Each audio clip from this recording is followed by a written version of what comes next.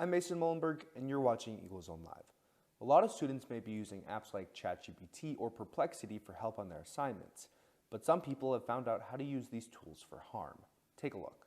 Artificial intelligence has only gotten better at creating images, audio, and videos. Forensic analyst Mike Bunke with the Aberdeen Police Department Detective Division agrees.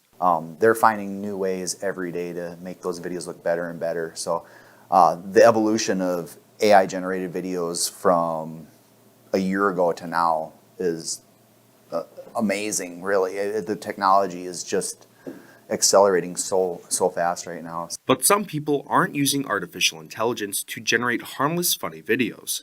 Instead, Generating ransom videos, AI-generated voices to simulate a loved one. So it opens up the door for a lot of scamming techniques. people aren't stopping at scamming. They're going to far greater measures to take advantage of people. Since I work with internet crimes against children, we do see a lot of investigations that revolve around sextortion, where kids are, they're either tricked into sending images of themselves in compromising positions like nudity and such was a thing. Well, now scammers are using AI-generated images to tell kids that we have these pictures of you and nobody's going to be able to tell the difference. So they're, extorting them for money, sexual favors. They really try to take advantage of the children in any way they can. The way to protect yourselves from these new emerging scams hasn't changed. But these things are getting better and better. So we have to be applying the same principles we used before to detect scam when it was just human-to-human interaction. We really need to be on high alert at this point and aware of the same things. A lot of the same precautions, apply now. An example of this would be having a family password. So that, if the person calling you, you can say, okay, well, if this is really my grandma and she's stuck in Mexico on vacation or whatever, and she needs money, what's the family password, Grandma? Bunke is aware this can be used for good, just as fast as it can be used for bad. Well, I think artificial intelligence can be a good tool if we learn to use it correctly. It's just like anything else, any new emerging technology. It can be built to help humans and stuff, and then there's always the bad actors among us that figure out how to use it against us. Students, especially younger students, need to stay aware of scams. Detective Bunke suggests that students, parents, and even older adults follow a few simple rules to protect yourselves from the dangers of AI.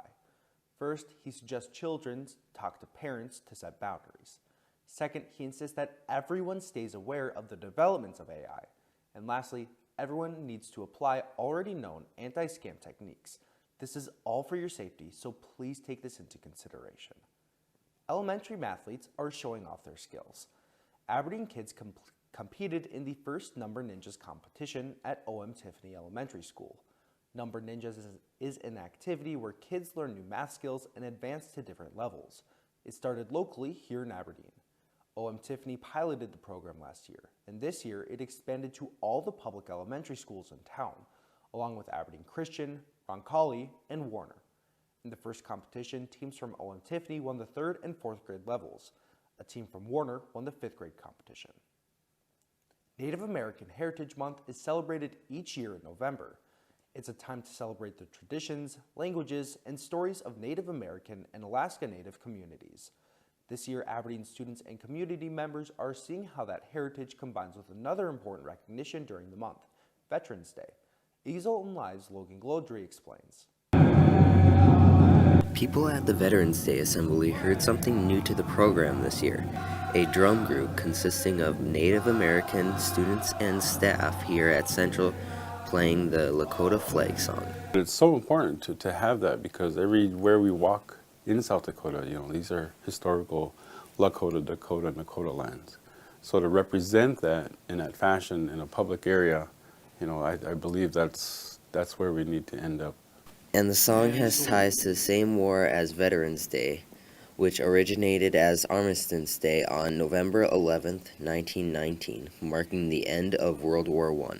According to the National World War I Memorial and Museum, more than 12,000 Native Americans served in the military during World War I.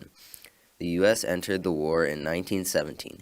It didn't pass the Indian Citizenship Act until 1924. So we weren't even considered citizens of our own land.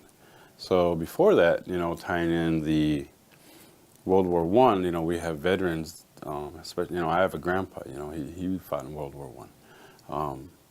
They fought for a country that they believed wasn't even theirs. And so the song talks about, they're fighting for this is our land too, so we got to stick up for it, kind of a thing.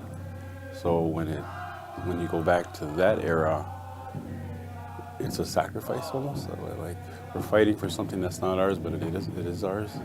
And that's why it's important to honor those guys with that song. Reporting for Eagle Zone Live, I'm Logan Glodry. The Native American Student Association has been working over the past few years to establish a drum group and got one started this year. Someone also performs the Dacotah flag song at the high school graduation ceremony. The Shriners in Aberdeen host an event called the Festival of Trees. O.M. Tiffany Elementary School is participating in it by decorating ornaments and other trinkets for the trees. Eagle Zone's Yandel Martinez explains more. Yandel? The Student Council at O.M. Tiffany is painting and decorating decorations to raise money for a good cause, the Festival of Trees. You can go there and there's an entry fee, and as you go in, there's trees all around that you can buy tickets for, put your name on the tickets, and then put the tickets into the different boxes that are in front of each tree. And then at the end of the week, they will draw a ticket from each of the boxes. To raise money to help people. It's so important to teach our kids the academics and the math and all the subjects in school, but a goal as well especially is to teach them to be good kids and good humans and good community members and to give back. All the students who were in the classroom were not bored whatsoever. They were all chatting and decorating with smiles.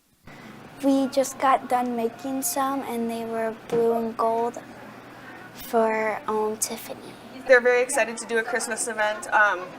And they are excited to do like a golden eagle theme and stuff like that. And I think it's going to bring a lot of our students into the Festival of Trees as well. I know I'll be going.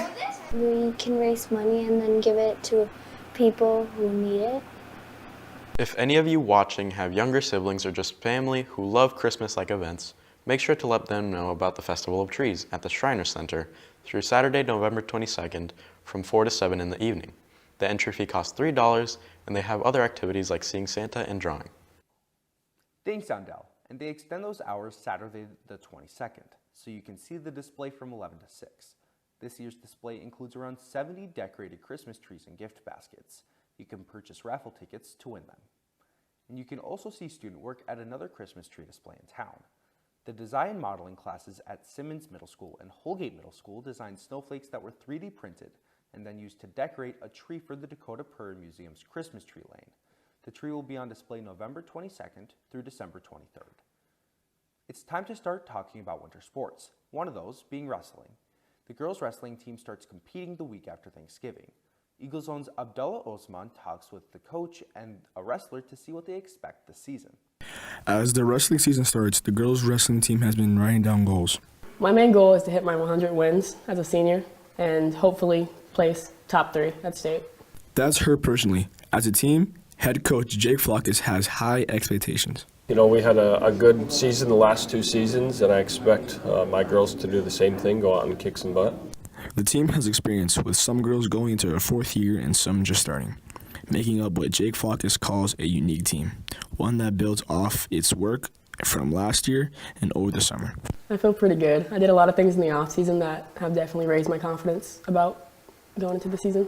I'm just hoping that they can refine their skills, both on the mat with their technique, but also off the mat, that they can be more than just a good wrestler, that they can be a well-rounded individual. Report for Eagles on Live, I'm Abdullah Osman. The girls compete in December 5th in Watertown. On next week's Eagle Zone episode, we'll hear from the coaches and wrestlers of the boys team. And that's all for this episode of Eagle Zone Live. You can always watch our stories on the Eagle Zone Aberdeen YouTube channel or by scrolling down to the Eagle Zone section of the school district website. That's aberdeen.k12.sd.us. We'll leave you with a look around Dacotah Prairie Museum as it prepares to install a new exhibit next month. With Eagle Zone Live, I'm Mason Mullenberg. See you next time.